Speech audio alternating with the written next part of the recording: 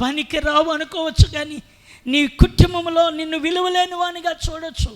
నీ అన్నదమ్ములు నిన్ను పక్కన పెట్టవచ్చు, లేకపోతే నీ బంధువులు వీడు ఇంతేరా తను ఇంతేరా అని నిన్ను పట్టించుకోలేనట్లు నిన్ను పక్కన పెట్టి వెళ్ళిపోతుంటే కొన్నిసార్లు నువ్వు అనుకుంటావు, నేను ఎవరికంటే ఇష్టము, నా దగ్గర ఉంటే అందరూ వచ్చినేమో, నా స్థితిలో ఉంది కనుకనే కదా నేను అందరి దృష్టిలో నేను లేనట్టుగా ఉన్నాను అని ఒకవేళ నువ్వు అనుకుంటున్నావైతే ఎండిపోయిన నీ జీవితంలో ఆయన కార్యము చేయడానికి సమర్థుడై ఉన్నాడు. ఎండిపోయిన స్థితిలో ఉన్న ఎముకలు ప్రవక్త అయిన యెహెజ్కేలును తీసుకుని వెళ్ళి యెహెజ్కేలును నడిపించాడు. అటు ఇటు లోయ నిండా నడిపించాడు.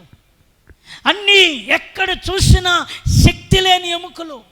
మేము ఓడిపోయామయ్యా, మేము పతనమైపోయామయ్యా, మా పిల్లలు మా జీవితాలకి ఏ విలువ లేదయ్యా, మా స్థితి ఇంతేనయ్యా, మాకు ఏ రోజు మంచి రోజు రాదయ్యా అన్నట్లుగా ఎండిపోయిన స్థితిలో కనబడుతున్న ఎముకలేవి.